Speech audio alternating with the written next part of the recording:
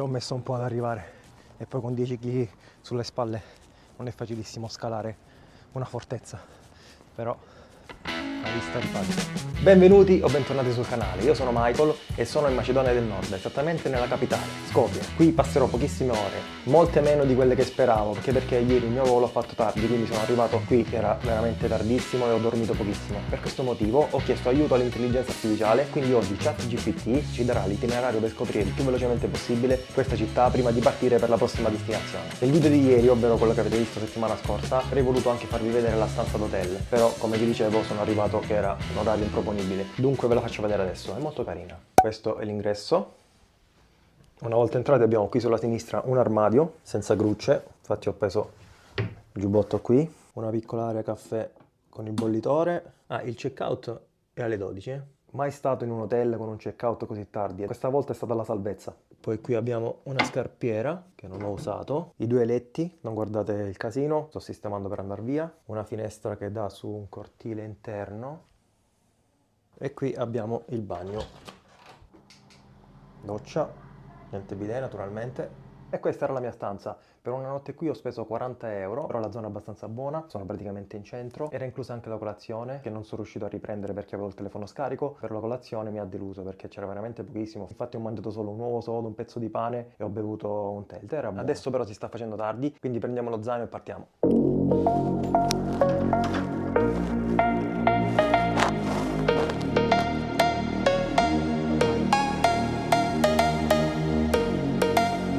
Sono finito nel primo posto che mi ha consigliato ChatGPT, il vecchio bazar. C'è un sacco di gente, non ci sono marciapiedi, le macchine ti passano sopra, interessante. Sono finito in un capannone pieno di roba contraffatta, assurdo, scarpe Nike, North Face. La temperatura non è male, c'è una lieve foschia, ci saranno tipo 4-5 gradi, però si sta bene, non c'è vento. Qui c'è tutta la frutta e verdura, è grandissimo questo capannone, bello, bella atmosfera.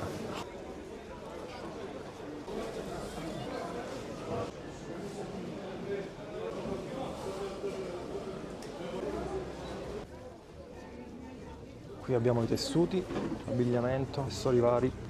Bello, interessante, il vecchio bazar è uno di quei posti che ti fa immergere nella cultura, nelle abitudini di consumo, di acquisto della gente del posto. Interessante. Continuiamo la nostra esplorazione della città. Le strade sono piene di odori, di profumi, credo che ci siano molte cucine diverse qui. Infatti anche al bazar erano moltissime bandiere di paesi diversi, Albania, Grecia, abbastanza multiculturale come città, da quel poco che ho visto. Come avete visto e come state sentendo c'è un minareto e adesso c'è il richiamo alla preghiera.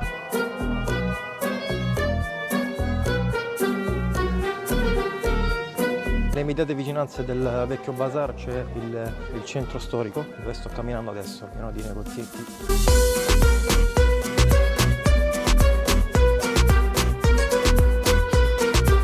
Adesso sono finito in una piazza, non so se è quella che mi ha consigliato ChatGPT, piazza Macedonia, sto facendo una scalinata, la vediamo dall'alto. Purtroppo non ho la connessione internet perché non ci ho pensato, ma la Macedonia non facendo parte dell'Unione Europea il roaming non funziona, quindi mi collegherò a qualche wifi per vedere un po' i posti in cui mi ritrovo. Comunque questa è bella, quella dovrebbe essere la fortezza della città, una delle cose indicatami da ChatGPT. In fondo c'è il minareto che abbiamo visto prima e qui vicino dovrebbe esserci una statua che dovrebbe essere la statua di Alessandro Magno.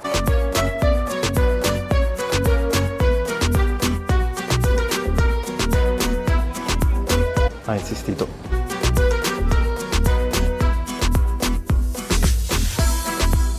È la prima volta che mi faccio chiudere le scarpe da qualcuno in strada, però mi sembrava interessante, un'esperienza interessante da fare, l'ho fatta. Non ci siamo capiti molto, non sapeva bene l'inglese, voleva 5 euro, mi ha fatto capire, me l'ha scritto sulla carta, non riusciva a dirlo, però gliene ho date 3,50. Comunque le scarpe sono venute bene, dai.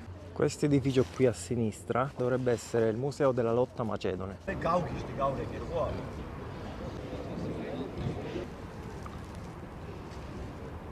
Sono in uno dei punti che mi ha consigliato ChatGPT, ovvero il ponte di pietra che attraversa il fiume Varda, e dall'altro lato c'è la statua che vi dicevo in precedenza di Alessandro Magno, che in realtà non era quella che abbiamo visto prima, ma è questa qui.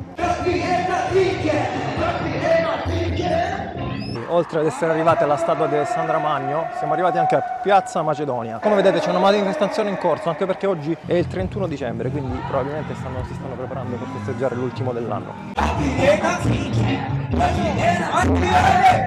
E tutto intorno alla piazza ci sono tutti questi stand qui, i mercatini di Natale. Molto carina questa piazza.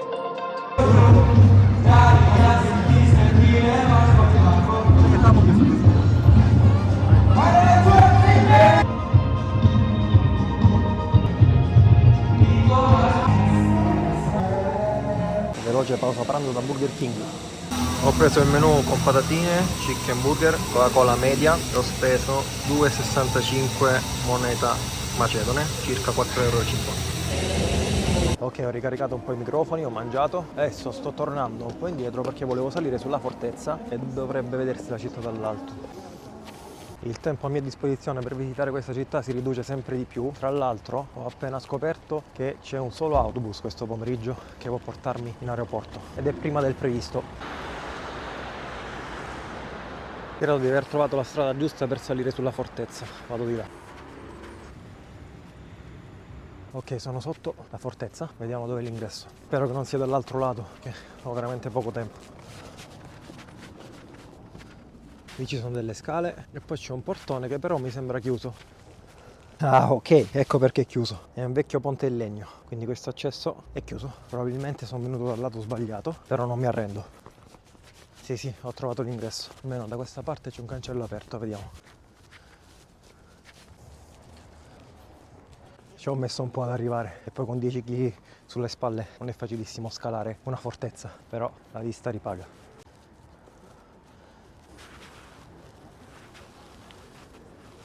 Benvenuti a Skopje.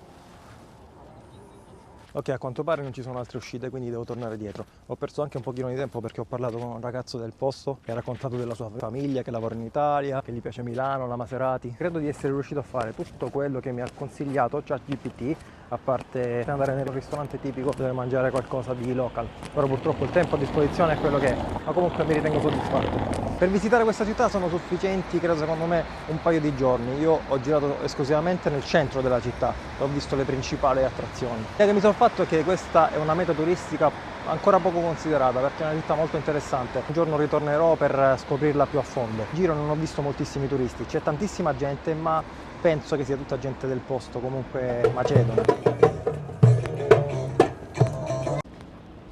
Questa me l'ero persa. Un veliero semi abbandonato.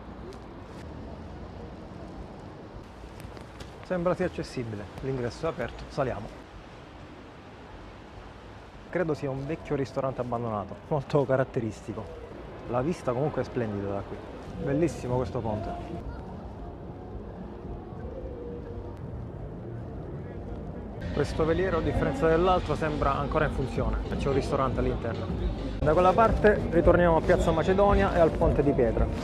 E dall'Arco del Trionfo macedone si conclude il mio video qui a Skopje. Ho passato pochissime ore in questa città perché era semplicemente uno scalo e ho visto tutto quello che mi ha consigliato ChatGPT. Di questa città posso dire che mi sembra sottovalutata a livello turistico, infatti era piena di gente ma turisti veramente pochi, forse ero l'unico. Adesso cercherò l'unico autobus per arrivare in aeroporto e continuo il mio viaggio verso la prossima destinazione. Però questo video termina qui, iscrivetevi per non perdervi le prossime esplorazioni. Ciao! Aggiungere un'ultima cosa, a conferma del fatto che ci sono pochi turisti e pochi italiani, alla stazione degli autobus a prendere il biglietto per l'autobus che porta in aeroporto, il ragazzo appena sentito che ero italiano ha chiamato una collega entusiasta che sapeva parlare italiano, quindi gli ho detto praticamente che non ne vedono mai. E niente, sono stati gentilissimi e mi hanno spiegato tutto in modo chiaro e semplice, anche se qui indicazioni non ce ne sono molte sulle fermate degli autobus.